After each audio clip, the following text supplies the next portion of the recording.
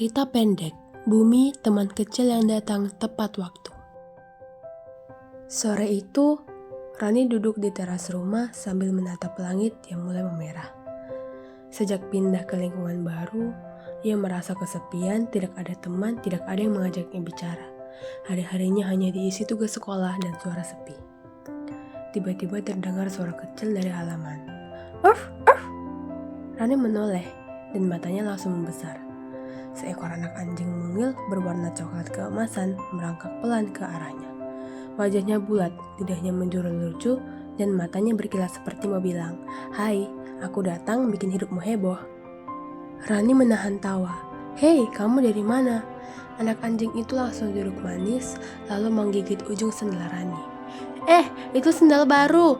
Rani panik, tapi si kecil cuma menatap polos sambil mengunyah pelan. Ekornya bergoyang cepat seakan yakin dirinya sedang melakukan perbuatan mulia. Saat Rani berusaha mengambil sendalnya, anak anjing itu malah meloncat masuk ke pangkuannya dengan santai, seolah berkata, "Nih, aku berhasil curi perhatianmu." Seketika Rani tertawa, tawa yang sudah lama tidak ia keluarkan. Tak lama, ibu keluar dan melihat adegan tersebut. "Sejak kapan kita punya hewan mencuri sendal?" tanya ibu, sambil tersenyum lelah. "Dia datang sendiri, Bu," jawab Rani. "Bolehkah aku rawat?" Ibu menatap si kecil yang tiba-tiba terguling ke samping sambil memperlihatkan perutnya untuk digaruk. "Anak ini pintar menjilat hati ya," gumam ibu. Rani mengelus kepala mungil itu, namanya Bumi. Katanya karena ia datang pas aku lagi ngerasa dunia ini sepi banget. "Arf!" seru Bumi. Dalam bahasa anjing, artinya betul. Dan mulai hari ini, duniamu bakal ribut. Hari-hari berikutnya benar-benar berubah. Ketika Rani makan, Bumi duduk di depannya dengan tatapan memelas seolah belum makan 7 tahun. Padahal baru 5 menit lalu habis 1 mangkuk.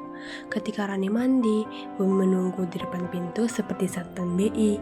Ketika Rani belajar, Bumi duduk di buku pelajaran, tepat di tengah-tengah halaman. Dan yang paling epik, Bumi sering mencuri barang rumah, mulai dari kaos kaki, tisu toilet, sampai remote TV.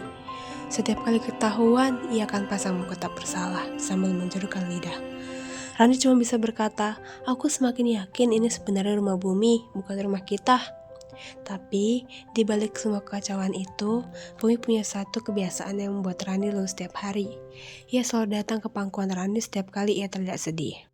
Suatu sore, setelah hari sekolah yang melelahkan, Rani duduk sambil menunduk, tanpa dipanggil. Bumi memanjat pelan, lalu menempelkan hidung kecilnya ke pipi Rani.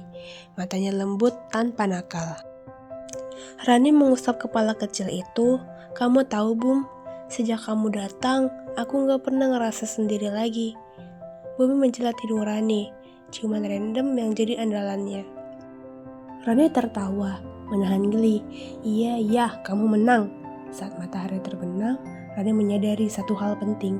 Bumi bukan hanya heboh, lucu, dan penuh masalah kecil, tapi juga teman yang datang tepat ketika ia butuh seseorang.